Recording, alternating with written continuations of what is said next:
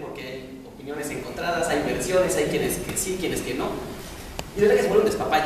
Entonces, bueno, un poquito también con la intención de ver que no todo es feo, pues bueno, decidí platicar un poquito de eso, de cómo funciona el asunto.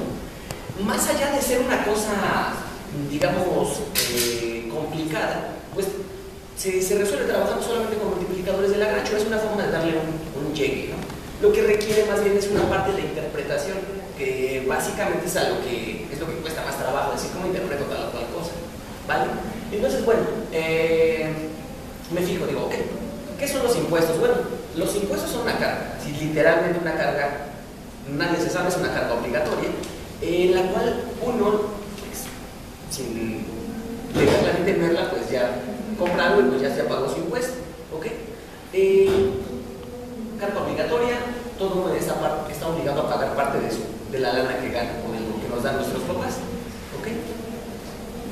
Ok, los impuestos financian los gastos del Estado. Cuando uno se sube al metro, pues por ahí está ya una inversión del Estado. Cuando uno se sube al micro, pues está una inversión del Estado, hablando de que el Estado subsidia la gasolina, y pues dices, ok, bueno, el pasaje en el DF es muy barato, entonces es debido a que hay un subsidio de por medio, y pues es que quizás tengan que ver por ahí nuestros impuestos.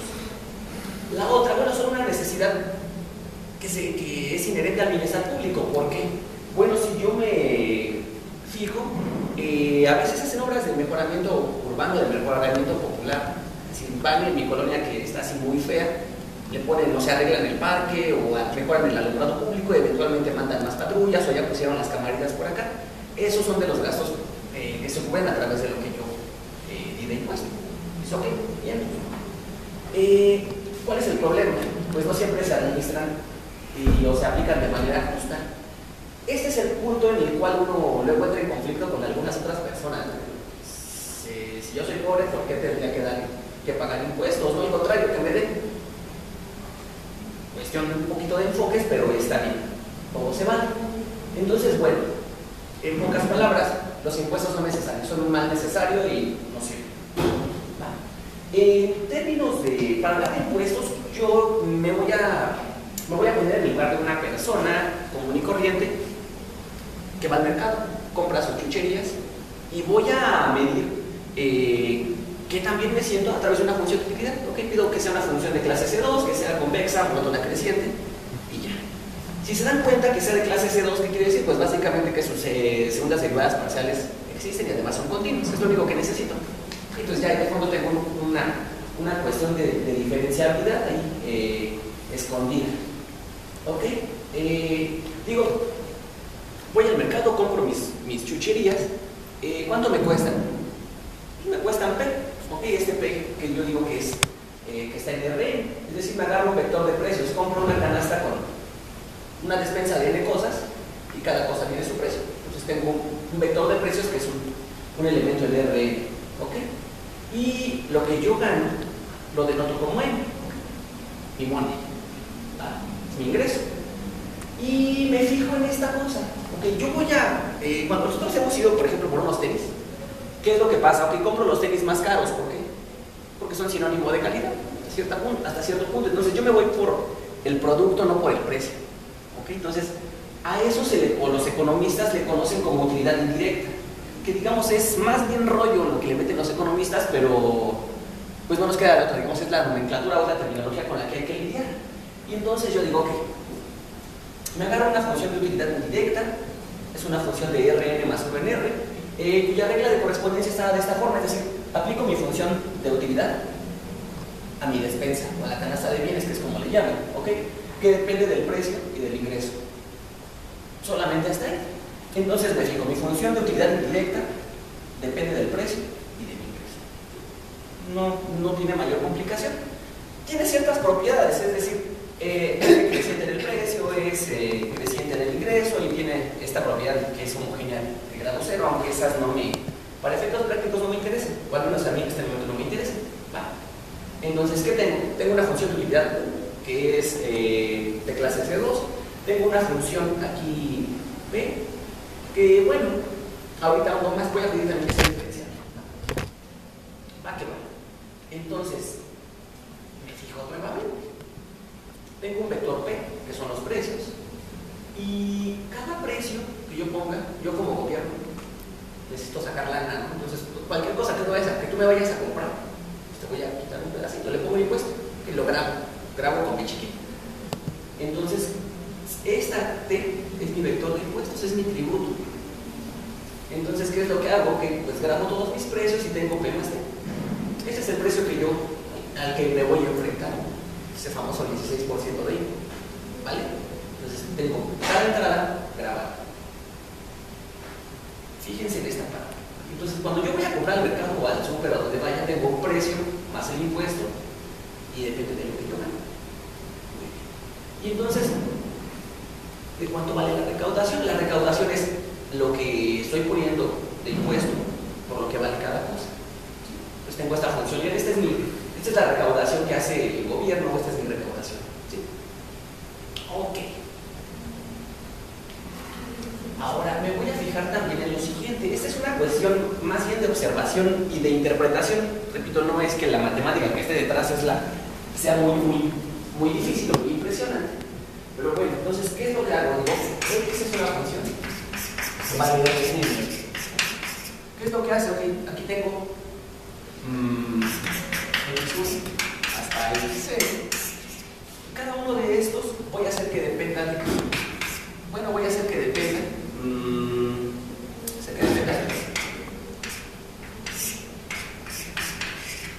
¿Cómo interpreto esto? Es una buena pregunta. ¿Cómo interpreto esta cosa? Bueno, lo que estoy diciendo es que cada producto puede tener el precio, cualquier precio. En economía algunos economistas dicen todos los productos se enfrentan todos los precios. Pues es como que un poquito exagerado porque bueno, están de acuerdo que un huevo no lo van a ir a comprar a 500 pesos, entonces es un poco difícil decir que enfrenta todos los precios, pero bueno, así lo manejan. Entonces, esto es lo que estoy diciendo. Cuando yo voy al súper a comprar, estoy demandando productos. ¿Okay? Entonces, es como lo interpreto. Entonces, esta función X, esta canasta de bienes, que es como se le suele decir, X en sí es una función de demanda. Estoy demandando cosas. Voy a pedir que sea diferenciable también. Entonces, si yo regreso a la lámina anterior, ni siquiera tengo que regresar, lo escribo aquí. Tengo E igual a función de utilidad aplicada a X. Okay. Tengo una composición, entonces esta cosa, pues, si esta es diferenciable y esta es diferenciable, pues esta es diferenciable. Y es lo que voy a aprovechar. ¿Qué es lo que hago? Digo, yo consumidor, digamos un poquito, yo consumidor distraído, llego y quiero maximizar mi satisfacción. Quiero ser, ahora sí que quiero ser feliz con lo que me compré, con mis tenis o con el estéreo y demás. ¿Cuál es la problemática? Pues quiero estar contento con lo que compré, pero con esta situación, ¿no? Que estoy sujeto al montón de impuestos. Eso me desagrada, ¿no? Porque tendría que pagar. ¿Cómo se traduce eso? Bueno, se traduce en un problema de maximizar la utilidad sujeto a la restricción del presupuesto, o al tributo o al impuesto. Si se dan cuenta, estoy aplicando mi función de utilidad a lo que compré. Función de utilidad a lo que compré, sujeto a la condición esta. Pero si mido mi función de utilidad aplicada a lo que compré, eso es lo que llaman la utilidad indirecta. ¿Qué es lo que debo trabajar? Bueno, para trabajar en este problema hay dos situaciones enclavadas. Una de ellas es trabajar sobre esta. Cuando yo aplico mi función de utilidad, estoy asumiendo que compré mis mejores tenis, por ejemplo, o compré el estéreo más caro, o el mejor celular, o el que trae más aplicaciones. Entonces estoy suponiendo que esta X es, digamos, es la más buena, la más efectiva, ¿okay? La más padre. En ese sentido aquí hay un máximo. De fondo aquí debe haber un problema de maximización también, que para esto. Este es un problema hasta cierto punto clásico, tiene sus bemoles también, pero bueno, yo lo quiero analizar desde mi punto. Yo consumidor, nada más. Dijimos, mi función objetivo es esta, X es diferenciable, yo también, esta es diferenciable. Y cuando tengo una situación de esta, aplico multiplicadores de Lagrange, que no me complico mucho, se puede resolver de otras formas, como una generalidad mayor,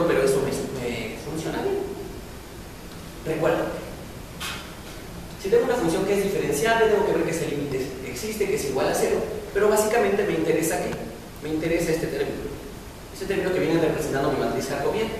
Acuérdense, esta T en sí es una transformación lineal que va de Rn en Rm, y de esta forma su matriz asociada tiene esta propiedad. Y esta matriz, como bien saben, seguramente se acuerdan, pues cosa de las derivadas parciales. Bien. Cuando m vale 1, pues la matriz de la derivada gorda, yo le digo, la derivada gorda se convierte en el gradiente. Esas dos cosas las vamos a utilizar. ¿Vale? Entonces, ¿qué es lo que hago?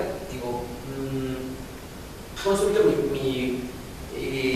utilizando los multiplicadores de Lagrange, agarro, construyo mi lagrangiano, lo diferencio, lo derivo, y presto un poquito de atención aquí a esto. ¿Okay? Porque, bueno, la primera razón es que si no me fijo bien, puedo tener problemas con las dimensiones. Es, digamos, la primera dificultad que pudiera aparecer aquí. Si se dan cuenta, es muy elemental lo que estamos aplicando. Es sencillo, nada más hay que interpretarlo bien. Entonces, aplico mi derivada gorda, perfecto. B es una función de utilidad que vale Rn, en R, es decir, tengo una función escalar, por lo tanto su derivada gorda es un gradiente. En esta parte, debo tener un poquitín de cuidado, ¿ok? Tengo que aplicar aquí mi derivada gorda, ¿vale? Entonces, esta X no va a ser bueno, más bien la derivada gorda de esta X no va a ser un gradiente, ahí sí tengo una matriz, ¿okay? Ahí sí tengo una matriz y hay que tener, digamos, presente esa parte, de tal forma que ya me agarro mi lagrangiano, obtengo sus componentes. Todo el mundo se acuerda, dices, ok, quieres maximizar esto, igualas a 0 este sistemita y ves qué onda. Entonces, ¿ustedes qué es lo que querían maximizar? Por ahí de fondo. Ok, quiero maximizar mi utilidad indirecta en términos de lo que compro. Básicamente tendrían que encontrar las X. Que vienen igual a 0 y ya nada más despejo, ¿no? Va que va. Necesitan resolver esto. Aquí yo les había comentado en esta parte que necesitaban conocer un problema de maximización anterior. Ese problema de maximización anterior es el siguiente. Yo necesito, y ese sí lo apunté porque es importante, necesito esto. Quiero maximizar en X.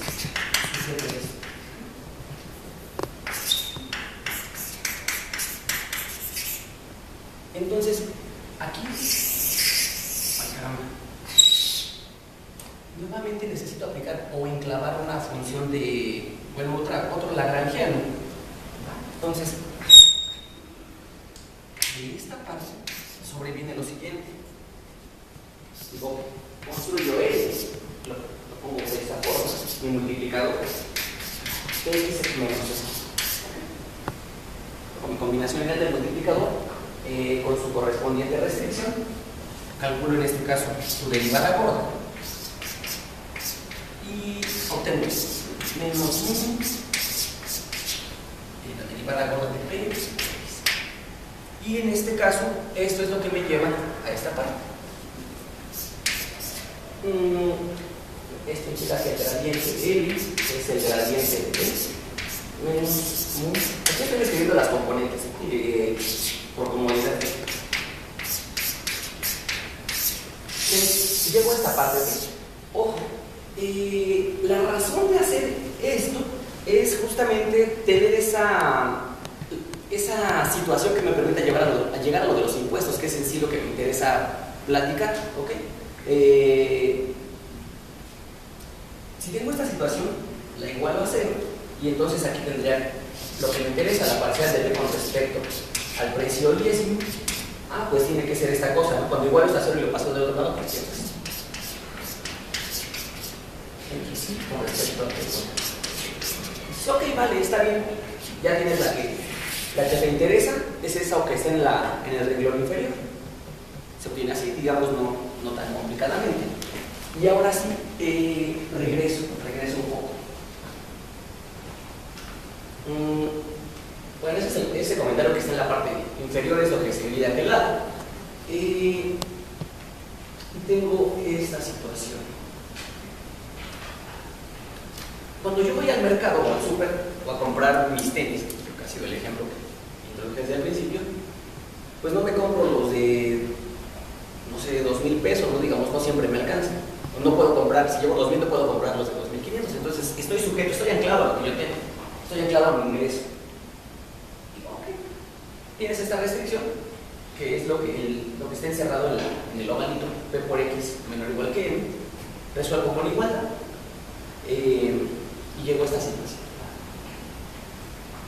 Obtengo en términos de los componentes, y de aquí, ¿qué es lo que hice? Es lo que esto me lleva a esta parte. ¿Qué fue lo que hice? Ok, me fijo en la que está en el extremo inferior derecho del pizarrón y la sustituyo. De hecho, fue lo que hice. Tengo esta expresión. La sustituyo en la anterior. La sustituyo aquí.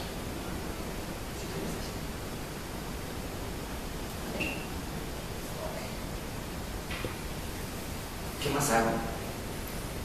Me interesan las X. Ahí está la despejo. Perfecto. Si bien aquí dices, ok, ya la despejaste, perfecto, ya resolviste tu problema, ¿no? Genial. ¿Qué chiste tiene? Bueno, pues la gracia está en esta parte. Ok, yo resuelvo para las X, que fue lo que yo compré. La pregunta aquí es, ¿me interesaba analizar eso? De entrada no, de entrada me interesan estos porque son mis impuestos. Digo, ok, ¿qué hago? Bueno, pues me pongo a buscar en algún libro de economía y resulta ser que hay una situación o una identidad que se llama de Slutsky y que, bueno, me permite relacionar dos cosas. ¿Okay? Lo que está en los numeradores, bueno, antes del operador de la derivada parcial, son funciones de demanda. Los economistas le dan muchos nombres, aquí me tomé la libertad o salía de poner uno de ellos. No le hago mucho caso. Tengo una demanda en términos del precio y tengo una demanda porque dije que cuando yo compro estoy demandando en términos del ingreso. ¿Okay? Y resulta ser que se satisface esta condición. Fíjense en esto. Estoy diciendo que la demanda del bien J-ésimo con respecto al precio Y-ésimo está raro. ¿Por qué? Porque en general yo compro el bien J-ésimo, pero al precio J-ésimo. Entonces aquí hay algo que es extraño. Que si bien en términos de mate no es raro, ¿cómo lo interpreto? Ese es el problema. El problema es ¿esto qué caramba es? A esto, yo también cuando lo vi, causó un poquito de escozor porque se me hizo raro. Entonces, esto se interpreta de la siguiente forma. Lo interpretan así. Dice, el cambio de la demanda de un bien, en este caso J, con respecto al precio J-ésimo, digo Y-ésimo, es el mismo que el cambio de la demanda del bien J-ésimo con respecto al precio Y-ésimo. ¿Y eso qué? No me dice mucho. Pero si lo interpreto un poquito con más calma, me va a decir que esta identidad de Slutsky, cuando yo trazo mi jacobiano, me permite decir que el jacobiano en este caso es simétrico. Permite decir que es simétrico. Y bueno, esta parte digo, no le hagan mucho caso, solamente es, digamos, el rollo que se estiran los economistas que no nos interesa en este instante. Voy a usar este hecho, esta cosa. Es lo que tiene en la ecuación, pues esta es la que tiene en la ecuación 2. Entonces ya voy encaminándome, no con tanta velocidad, porque aquí creo que es importante mencionar un par de cositas, a lo que sí me interesa. Fíjense, digo que tú pones las cosas que compraste en términos de los cambios. Acuérdense, cuando trabajan con derivadas están trabajando razones de cambio. Tengo aquí la razón de cambio de esta demanda con respecto al precio menos la razón de cambio de esta otra demanda con respecto al ingreso por este factor de escala de compensación. Bueno, me da esta satisfacción. Si ustedes definen esta cosa, esta teta, ahora sí que agarro mi teta y la escribo así, expreso mi teta X de esta forma. ¿Qué notamos de raro? Bueno, Dices, ok, pues como que te estás volando los multiplicadores, ¿no? ¿Para qué los pusiste si no los vas a tomar en cuenta? Estos multiplicadores van a ser las cantidades que la gente, yo como consumidor, voy a adquirir para satisfacer mis demandas, mis compras. Tengo esta cosa que es un numerito real, este es un numerito real, por lo tanto este es un numerito real. Entonces tengo esta situación. Aquí puedo tener este impuesto que me interesa en términos, digamos, de lo que yo compré. Esos están de la mano, ¿no? Es decir, cuando yo compro, de fondo tengo el impuesto, estoy obligado con esto, o van de la mano. Y entonces escriben estas cosas. Fíjense aquí algo que es sutil y que al ojo no muy fijado, al ojo con un poco de sueño, se le puede pasar. Fíjense en esta parcial. Parcial de HI con respecto a PJ. Parcial de HI con respecto a PJ. Okay.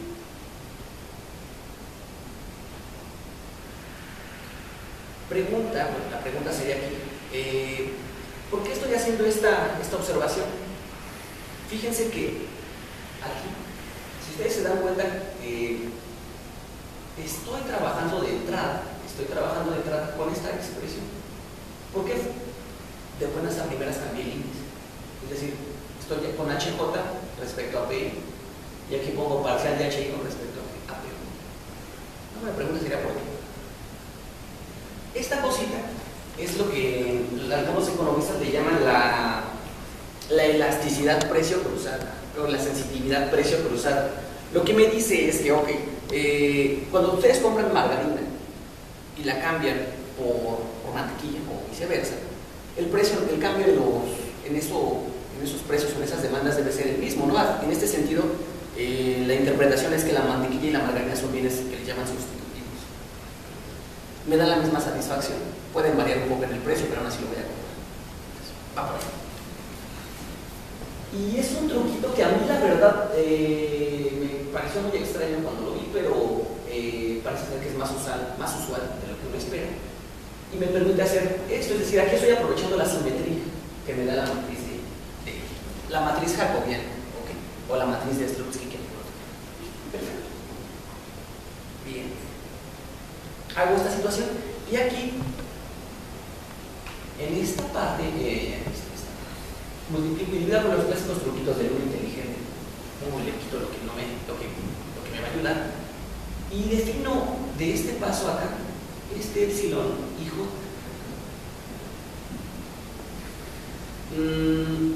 De nueva cuenta, no le hagan mucho caso a estas tres líneas. Es un poco de rollo económico que se pone solamente por si alguien de economía nos pregunta. Pero fíjense en esta parte. Esta cosa que está aquí se llama elasticidad.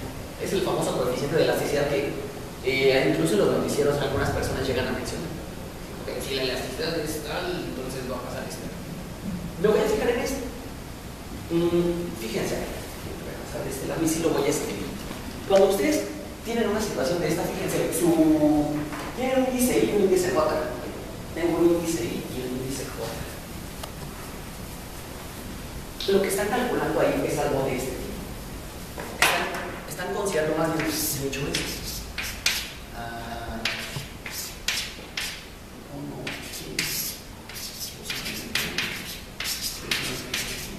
Ok. Y en este caso, yo estoy suponiendo por aquí, o voy a fijarme principalmente en estas. Tengo de dos casos, tengo una matriz que es cuadrada.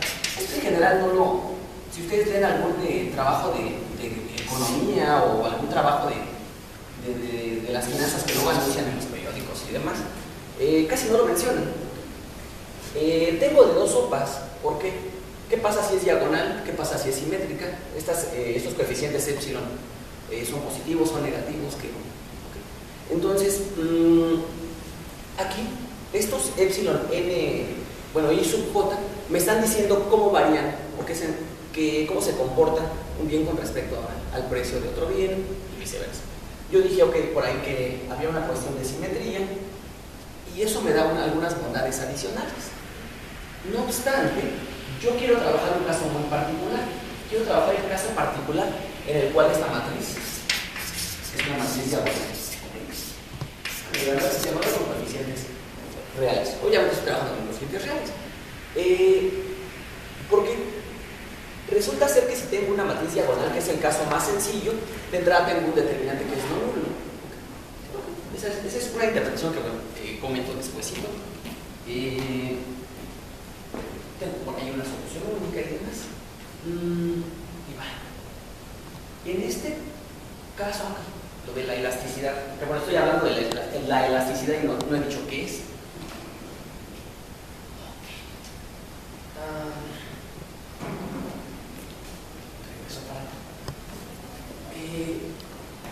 La definición dice que es un concepto que definió un cuate inglés y que me mide esa sensibilidad, esa razón de cambio.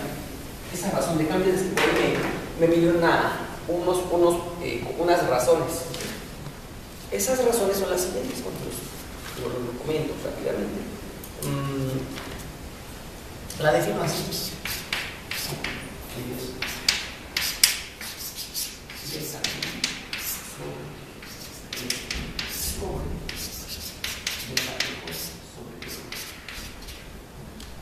Entonces, el cambio piénsenlo así, el cambio en la demanda del bien millésimo, o a esta razón, sobre el cambio del precio del bien JS. Ustedes seguramente se acuerdan que después de un poquito de su primer curso de cálculo, pues esto a qué los lleva a una cosa de este tipo.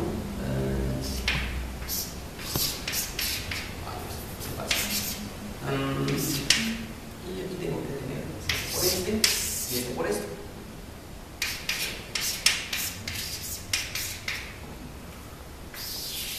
Entonces, en términos, digamos, un poquito más interesantes, estoy definiendo esta elasticidad de esta manera, que es una razón de cambio de cómo varía la cantidad demandada con respecto al precio. ¿Sí? Dice, ok. Tengo esa medida de cambio y quiero ver qué onda, que un poco de nomenclatura. Digo, la elasticidad precio-demanda es una medida de la variación de la cantidad demandada del bien tal con respecto al precio tal. En pocas palabras es esto. Piensen en esta situación, por favor. En matemáticas uno pone en el eje de las abscisas a la variable independiente y acá las ordenadas a la variable dependiente. Los de economía creo que lo hacen al revés. Entonces voy a poner aquí mi cantidad demandada y voy a poner acá mi precio. El primer ejemplo es este. Piensen que aquí es una curva de demanda. Curva de demanda. ¿Qué pasa si yo tengo un precio? Pues demandas una cantidad. Si tú no tienes un precio 2, demandas cantidad. En este caso, ustedes tienen una situación en la cual un cambio en el precio puede ser grande, incluso puede ser muy grande. La demanda no cambia. No sé si alguien tenga algún ejemplo de eso. Yo sí tengo uno que es el de la gasolina, pero ese no quiero que lo usen. A ver, piensen en otro.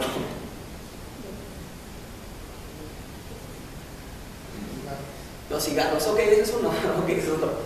Otro más. O sea, algo que ustedes, ok, ¿qué tal si algo que no pudieron dejar de comprar cuando cambió de 11 pesos a 40 pesos? Los cigarros. No, los nuevos. Sí hubo una ligera disminución en la demanda. Exacto. Pero ahí justamente la bronca fue porque según había menos producción, pero aún así la gente seguía comprando. De hecho, si ibas al súper se agotaba. Más de lo que bajó la producción. Bueno, ok, digamos, quitemos entonces el huevo. Pongamos otro ejemplo, otro más. Algo que no podemos dejar de comprar. Cigarros y gasolina. La coca. El agua, la Coca-Cola, ok, bueno, va que va. Digamos, otra cosa que no podemos dejar de comer, por ejemplo, no sé, la tortilla, no sé, chile, ¿no? ¿Esos qué son? ¿Elementos de qué? Que le llaman de la canasta básica. Entonces, digamos, los que no varían son Uno podría decir los de la canasta básica, algunos otros como la gasolina, por ejemplo. ¿Y productos de lujo? No, justamente esos son al revés. No, o sea, de lujo que ya están por encima de esto, donde el mayor precio hace que haya mayor demanda. Me refiero a otro tipo de lujo, yates. Vamos para allá, vamos para allá. Ok. Vamos para allá justamente. Entonces, a ver, aquí pusimos la gasolina. Okay. Va muy bien. Por acá dijimos el pan, los huevos, el chile, etc. Bien, entonces, ahí está. Cuando ustedes tienen una situación de esa en la cual el precio no les cambia la demanda, les dicen que tienen una demanda perfectamente inelástica. Demanda perfectamente inelástica. Demanda. Y lo escribimos solamente para que a mí también no se me olvide. Demanda perfectamente inelástica. Perfectamente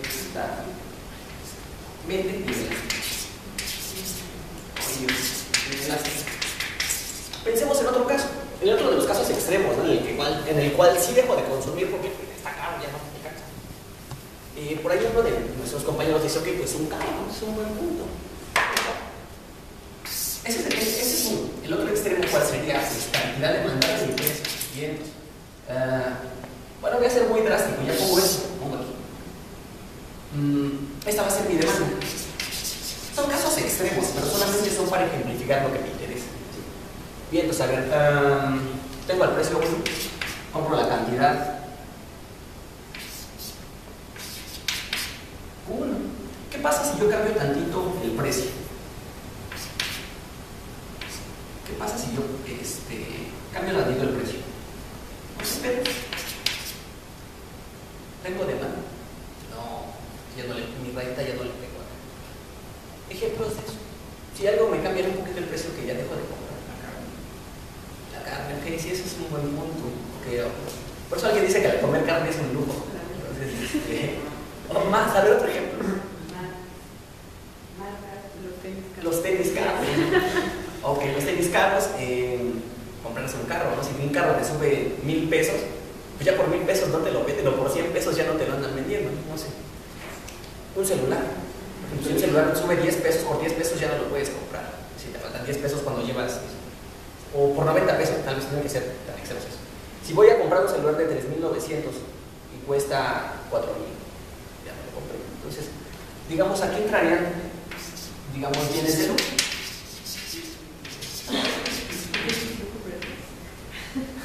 Bueno, hay quienes sí lo comprarían, vas al banco y dices, ¿no? Pero si piensas que nada más llevas esa tarjeta, ¿no?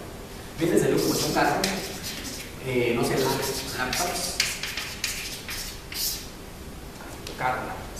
entonces, cuando un precio pequeño, cuando una variación en el precio me causa una ausencia incluso de demanda, se dice que tengo una cosa elástica, ¿okay? Relación elástica. Y ya nada más lo voy a poner ahí.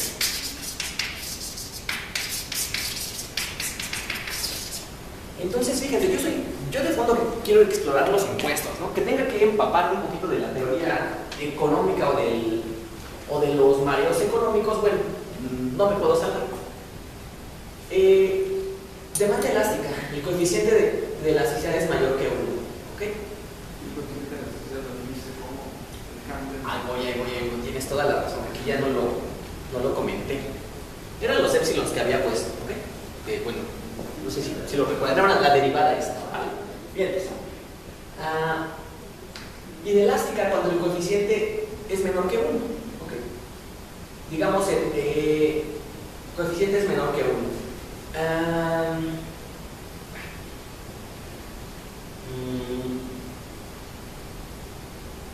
Bueno, notita. Si el coeficiente de elasticidad es 0, se tiene una demanda perfectamente inelástica. Entonces, bueno, pues fíjense en la notita, esa mantengan en mente, ¿de acuerdo? Mantengan en mente la notita. Yo de esta parte, miren, a ver, de esta regreso. Estoy aquí. Definí esta parte. Ok, la canción. Estoy inventando un ok. Estoy aquí. Yo me dije, me voy a fijar en el caso más sencillo, cuando tengo una matriz de diagonal. Digamos, es la matriz más bonita. Voy a pensar pensar en ese sentido que no tengo interacciones entre otros bienes, o sea, no tengo bienes que me reemplacen unos por otros, ¿okay? Tengo los que tengo, ya con eso me voy a arreglar, ¿ok? La ecuación anterior me da origen a esta cosa, a esta principalmente. Esta si alguien les pregunta, se llama regla inversa de la elasticidad. Y en base a esta es con la que voy a trabajar. ¿A trabajar en qué sentido? Bueno, lo que voy a hacer es calcular nada más, hacer algo de lo que llaman estática comparativa, es decir, tomo una foto en el tiempo y ya con esa me peleo, y hago todas mis inferencias en relación a eso. Entonces tengo esta situación, ¿sí? Igual a θ, que es el número real, sobre estas cosas. A mí me interesa obtener información acerca de mis impuestos. Y es Z entre epsilon. Primera cosa. Pues esto creo que lo puse en las láminas, entonces tal vez ya no debería escribir. Tengo esa T ahí despejada. Dice, ok, piénsale. Tus impuestos dependen, en este caso, por lo que a ti te interesa, dependen de P, depende de θ y depende de epsilon y sub I. El despejito que tenemos allá. Piensen ustedes, cuando ustedes ya compraron,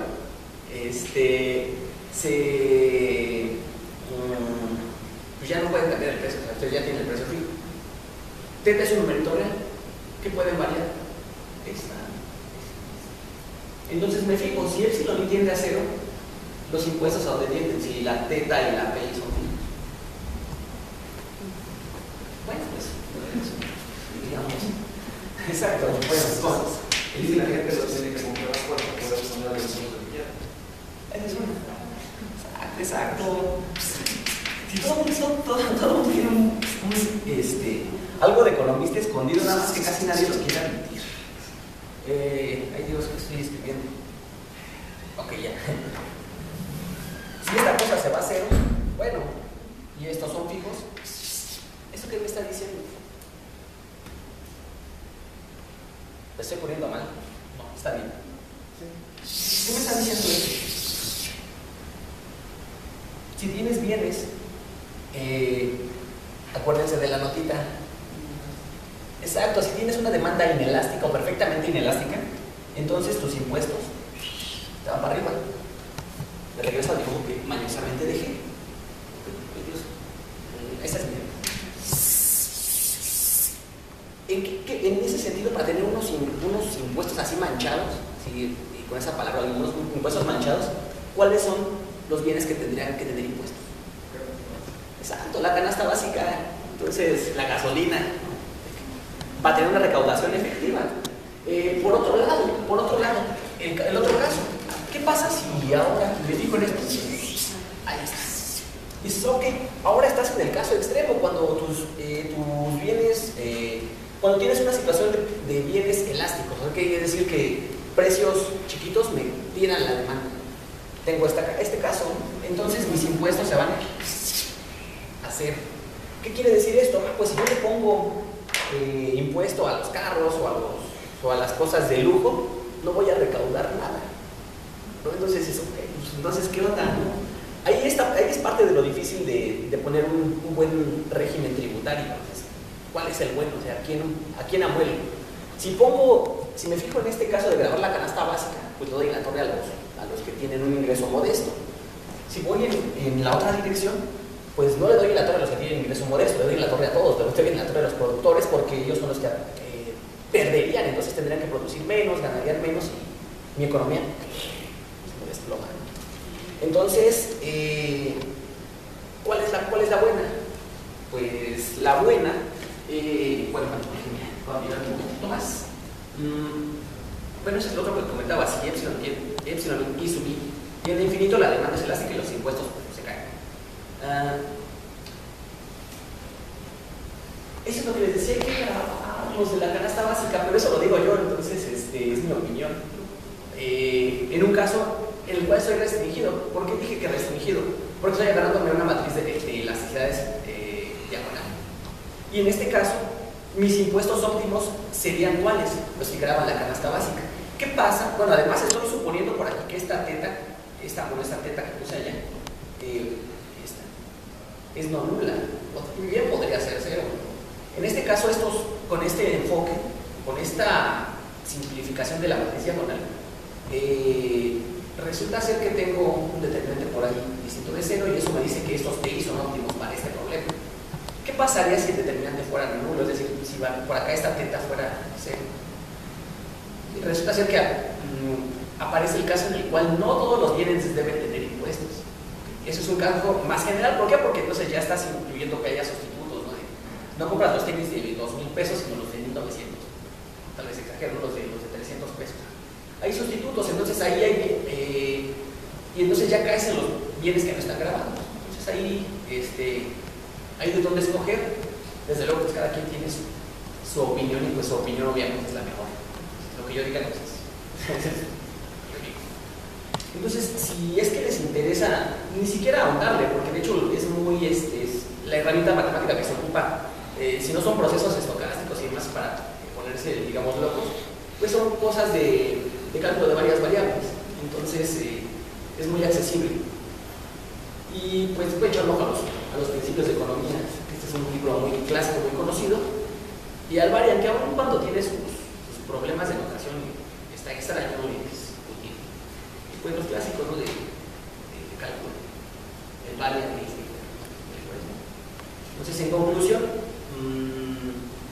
pues yo creo que hay que grabar, no porque es experto, solamente es mi opinión, porque les voy a platicar de algo que me causa curiosidad. Creo que sí hay que grabar bienes, digamos, de la canasta básica y también la gasolina, pero la cuestión es la administración. Hay que administrar bien, hay que poner a cuates no a cuates, vaya, digamos a profesionales que en efecto, digamos, cuando sea herramienta tan sencilla como esta, pues digamos la conozcan, ¿no? Que tomen decisiones un poco más conscientes. Ok, entonces la onda no es la tributación, la onda es la administración. Hay que meter, no a los administradores, hay que meternos, digamos, a los cuates de mate. Entonces, pues es lo que les quería platicar. Un vistazo nada más para enterarse y para que no nos cuenten los grilleros que nunca falta y luego ya nos quedan hasta ahora. Entonces, pues muchas gracias por su atención.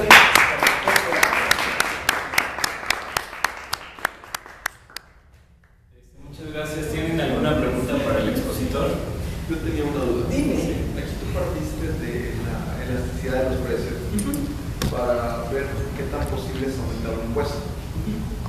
Pero, ¿por qué no existe todavía consenso al respecto si tal impuesto es regresivo o progresivo? Por ejemplo, en el caso de la gasolina, ¿cómo no pueden empezar de eso? ¿Por qué no han todavía determinado eso? Lo que pasa es que si uno se pone a rascarle un poquito, hay un subsidio muy grande. La gasolina debe tener un precio flotante. Sí. Entonces, un problema ahí grande, bueno, como yo lo considero, es que pues tú deja que la gasolina tenga su precio. Eso justamente de entrada los que quieran se va a enriquecer tu economía y en efecto no vas a tener necesidad de grabar otras cosas, digamos, de la canasta básica. Si por ejemplo grabas nada más la gasolina, porque pues es un poquito que entra con aquello del bienestar y teoremas del bienestar. Porque pues si yo soy un guate que tiene una Suburban para 10 personas y voy yo solito, entonces pues los pobres es una buena plataforma. La gente con ingreso modesto me está pagando mi viaje, entonces ¿por qué debería ser así? Entonces ahí tiene que ver con la asignación óptima de los beneficios o de los recursos. Entonces digamos como que cae en otra onda, en otro ámbito, que quizás sería mejor si gente, digo, ya no es la palabra cuál es la profesionales se pusieran a pensar que conviene más. Yo creo que conviene más dejar el precio de la gasolina flotante para obtener eso. Creo que conviene más. No sé, no es un ejemplo. Bueno, yo repito, la mejor conclusión es la que ustedes tengan. Si no hay mucho que decir para no salir enojados. Gracias. ¿Hay alguna otra pregunta? Bueno, agradecemos de nuevo.